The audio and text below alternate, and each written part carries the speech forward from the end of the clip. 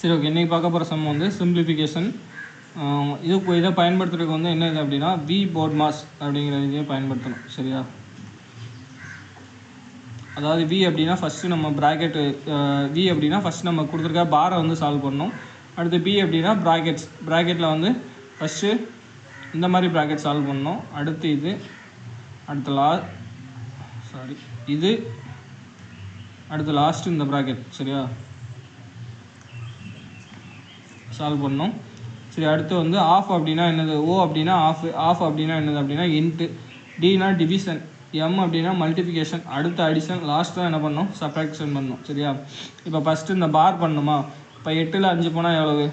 8 - 5 எவ்வளவு? 3. சரியா? 3 போயிடுச்சு. இப்போ இந்த பார் பண்ணியாச்சு. இப்போ பார் பண்ண இடத்துல இங்கேக்குள்ளே என்ன இருக்கும்? 3 அப்படிங்கிற லெட்டர் வந்துடுமா? அப்போது 7 - 3ன்னு இருக்கும். அடுத்து இந்த ப்ராக்கெட் சால்வ் பண்ணணும். சால்வ் பண்ணால் என்ன வரும்? 4ன்னு வருமா? அப்போ இந்த ப்ராக்கெட்டில் உள்ள எல்லாம் சால்வ் ஆகி 4 ஆயிருமா?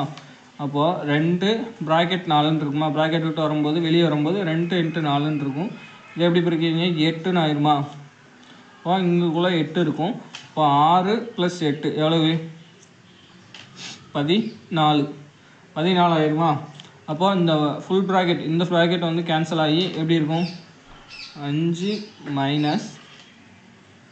14 அப்படின்ட்டு இருக்குமா? 5ல் 14 போச்சுன்னா எவ்வளவு? -9.